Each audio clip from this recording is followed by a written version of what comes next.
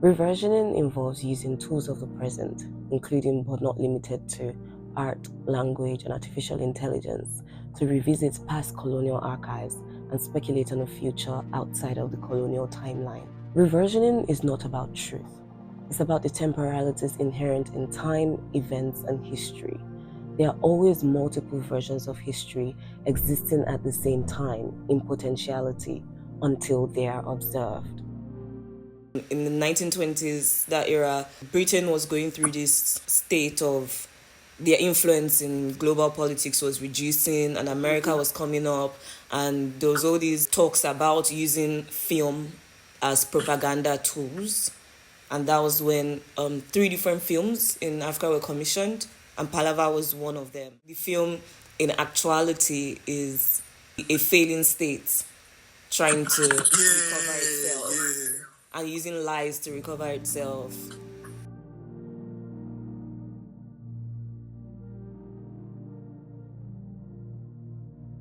There is one subject on which I would only say one word, and that is the film industry. I think the time has come when the position of that industry in this country should be examined with a view to seeing whether it be not possible, as it is desirable on national grounds, to see that the larger proportion of the films exhibited in this country are British. Having regard, and I put this to the whole House, to the enormous power which the film is developing for propaganda purposes, and the danger to which we in this country and our empire subject ourselves if we allow that method of propaganda to be entirely in the hands of foreign countries.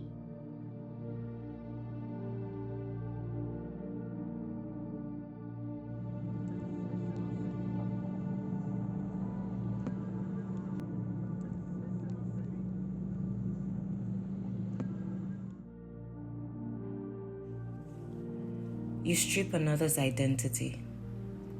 You change another's history. You alter the course of another's future. You say, it's the cost of civilization.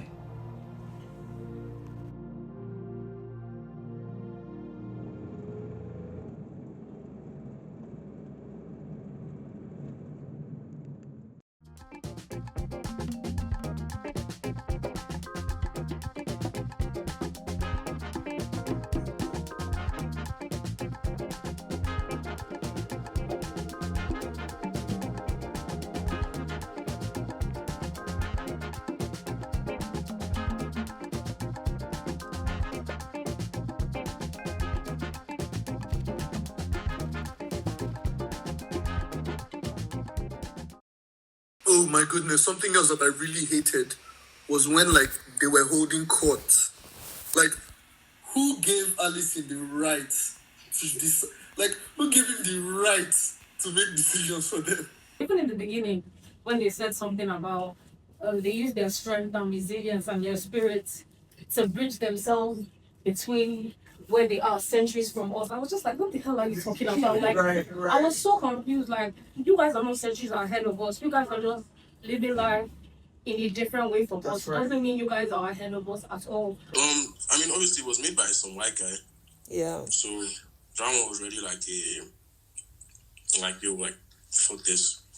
This is not in any way our film. This is not a Nigerian film. And then I realized that it's actually a lot of bullshit. The whole trope of African leaders are jokes. It's what displayed that early. We just kind of looked like stupid idiots. Well, there were a lot of scenes that I didn't like, but that particular one just felt like a mockery on, which is ironic because it happened so far, but it just felt like a mockery on how it was easy to come into Africa and bribe or destabilize the people who are at the top and just turn them into this joke and take advantage of their resources.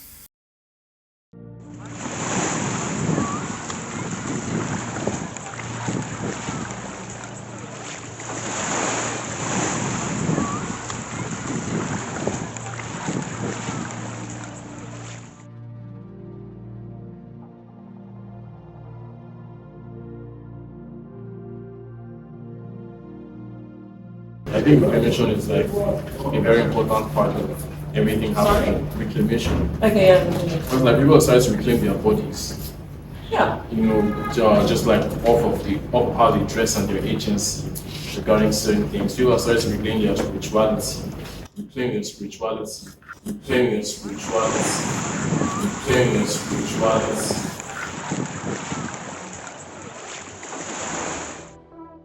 How much of that mindset is because of like colonialism? Like how would we feel if they didn't make us feel like this? Like it's the body one that really fascinates me because I had a naked mommy. I would be a naked mommy. Oh yeah, I It's had like a naked mommy too. your nudity like 100%, and the fact that we were walking around topless means that our nudity was desexualized. Like nobody was, oh my god, this crazy babe, like her top is off, and that was something that they brought to us and forced us to start wearing tops by us in that hot ass country. Do you know how fucking hot that place is? Like 35 degrees, and we're like we have to wear the tops by us. Why? So that whole like nudity aspect is the one that I find so fascinating. Of like you really forced us to change the way that we presented for hundreds of years. That was due to like a practical survival thing of like it's too hot for us to be wearing anything else, and they literally made us like sexualize our own bodies and start thinking, oh my god, having my tits out is a bad thing. Thank god I had a naked mommy, but some people like that was not their experience, and like it's still not their experience, and they brought that culture of like concealing themselves and making their nudity like this massive thing to us. Like no.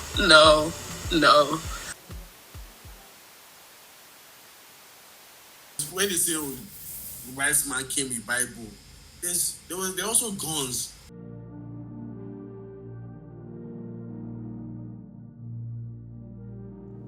How complex these contradictions, each one a double-edged sword of its own, makes you wonder where to assign blame.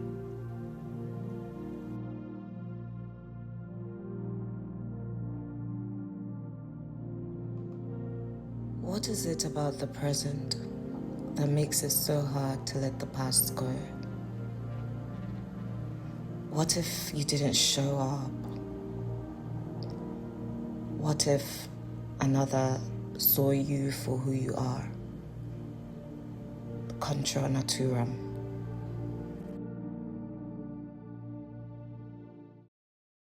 The way he was made to look like this drunken and That's what I'm saying. Like he yeah, came across it was as like so this easy. gullible, It's so easily easy swayed. to overlook the fact that actually he had a bit of. It took a lot of courage.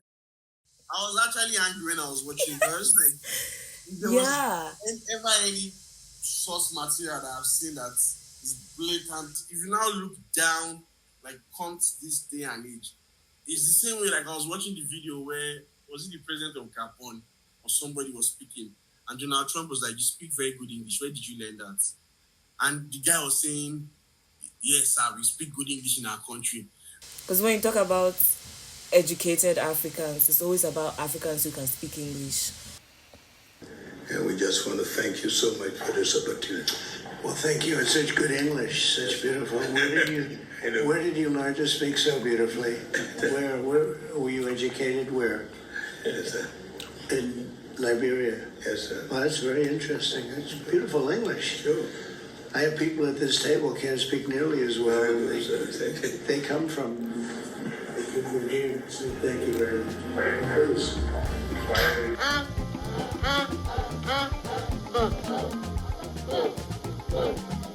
Ụbọchị a na-akpụ ya dee ọzọ ka bụ bịa kọm ngwa mmadụ ya nọsi ike kọm ọzọ oge erugo ya na unu ncha ga-anabazi ya n'oge erugo kịta.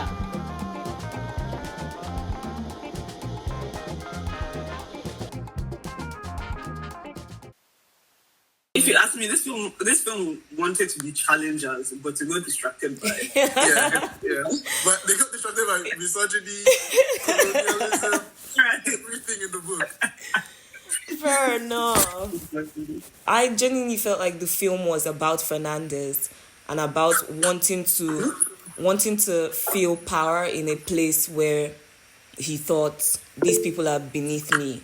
He was exiled from England, and he came here to live as a rich man, but And still that thing is something undocumented. that boils my spirits. I would just sum it up as the most basic white man can come here and still look like a god.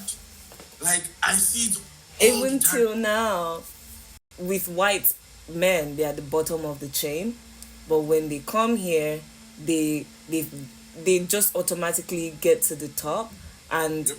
because they feel emasculated within their own, they now try to overly exercise some sort of power.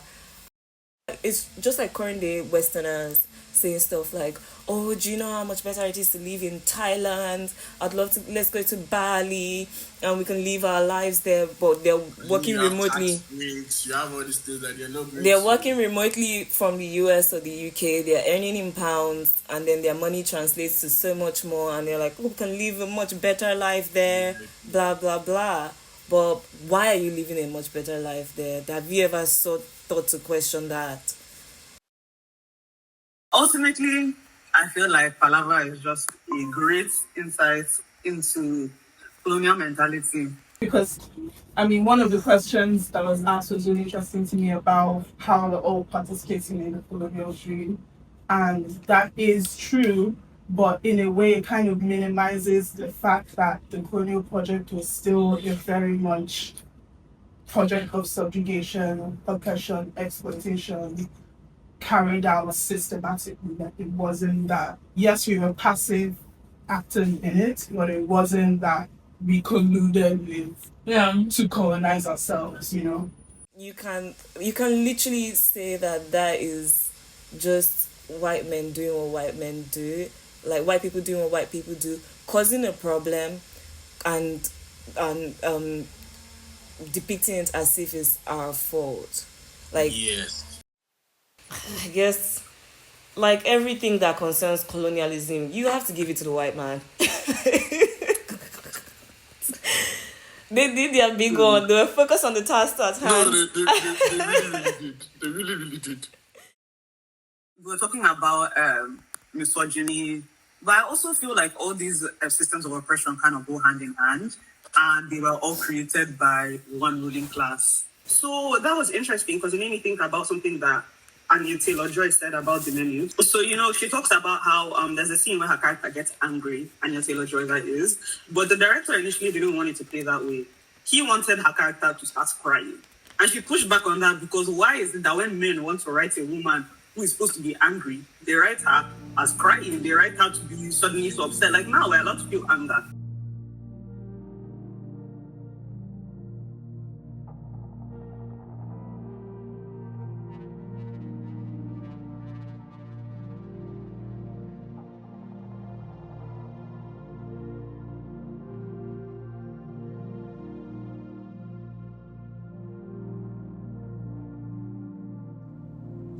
But you did come.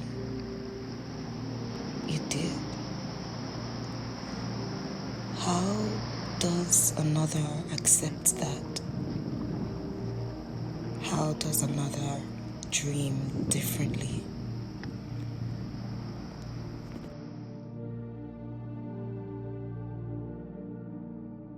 My understanding is the past is the past. What's happened has happened. You can't really change it. You can learn from it. The only thing that just keeps popping in my mind is we've talked about how we can sort of like correct the effects of this colonial time period, and it's just a question I keep asking myself that it's part of us already. I mean, like before you talked about how we already participated, obviously not really into the system, but shouldn't we be thinking more how we can use it now that it's part of us? I don't think it's enough to ask yourself the question, because if you're just asking, you'll never find the answer. It's in talking, in doing, that you find the answer, and you just need to be excited for the surprises, because the answer will never come as something planned. It's always going to show up in ways you don't expect.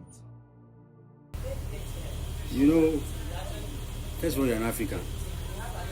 I'm not a Westerner. Yep. So I'm not going to carry Western garbage on my head. I'm just telling you this. I think as Africans right now, I think we have a lot to think about. Yep. You can say that again. Right now, my education is Western.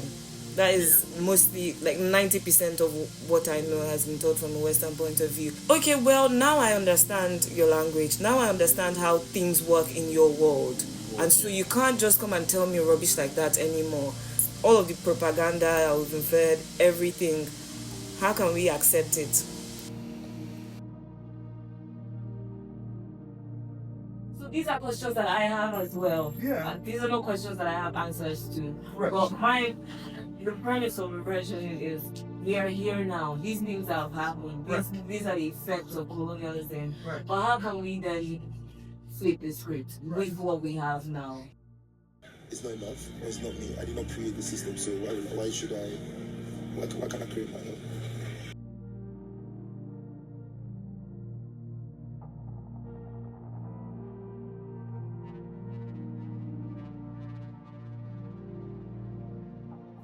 How does it become a movement? There has to be some kind of thinking, as young people, what type of world are we living in? And where do we want to take? Where do we want to go? And how do we want to move it through through the arts, through fashion? What's the look?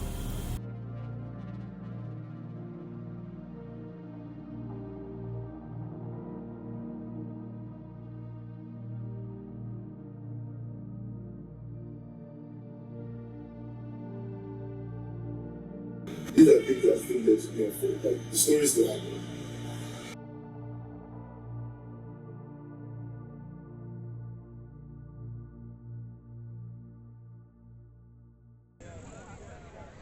The kids are okay. They're okay. The kids are guiding. It's a wishful statement. You gotta say it till you believe it. It's not about us now.